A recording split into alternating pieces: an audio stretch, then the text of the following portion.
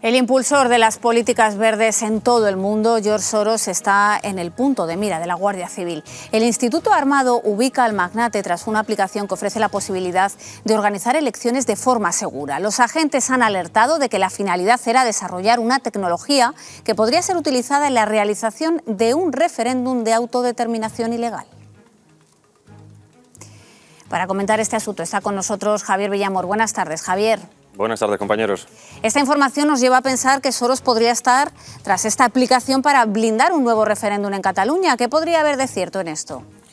Bien, según informa El Confidencial, la aplicación llamada Bogdoni es una aplicación, si nos vamos por ejemplo a la página web, es una aplicación cuya sede está en Washington, es decir, es estadounidense, aunque la sede en Europa está en Estonia. Eso también es lo que ha llamado la atención a la Guardia Civil, pensando o ante la posibilidad de una posible financiación extranjera de esta herramienta que se utilizaría, como bien habéis dicho, para unas posibles elecciones. Se ha utilizado ya, la intención es que las elecciones normales, es decir, las de voto presencial, pasen a ser voto digital, teniendo en cuenta que esa información pasaría a unos servidores que nadie tendría acceso a esa información más que los propios dueños de la empresa. Por lo tanto, hay un peligro de privacidad, de protección de datos, pero lo preocupante es que si nos fijamos en el resto de medios que han sacado esta noticia, no hacen referencia a Soros, al revés, hacen referencia a Carles Puigdemont, diciendo que esto es un movimiento que viene desde el año 2020.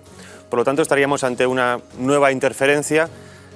No solo la primera vez, recordemos también que en su momento la UDEF, la Unidad de Delitos Económicos y Fiscales, también estudió y intervino una serie de empresas que estaban relacionadas con la financiación del movimiento separatista catalán dentro de la órbita de la llamada Open Society Foundations, que es ese paraguas de fundaciones bajo el que se ampara esta actividad o este activismo social o esta interferencia o filantropía de George Soros.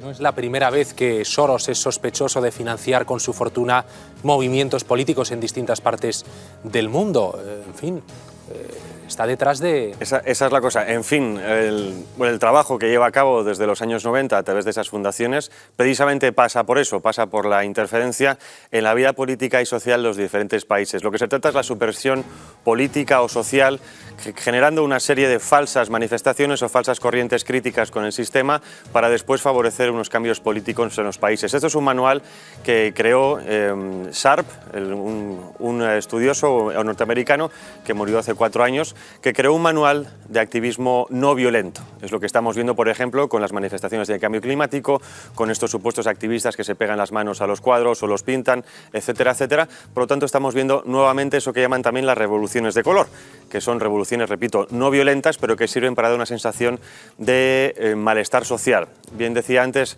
que la UDEF investigó esto gracias a un informe que, entre otros, publicó Juan Antonio de Castro a través de ese libro que conocemos como Soros rompiendo España, que es un resumen de ese informe que ellos enviaron a la UDEF y que sirvió para mover ficha.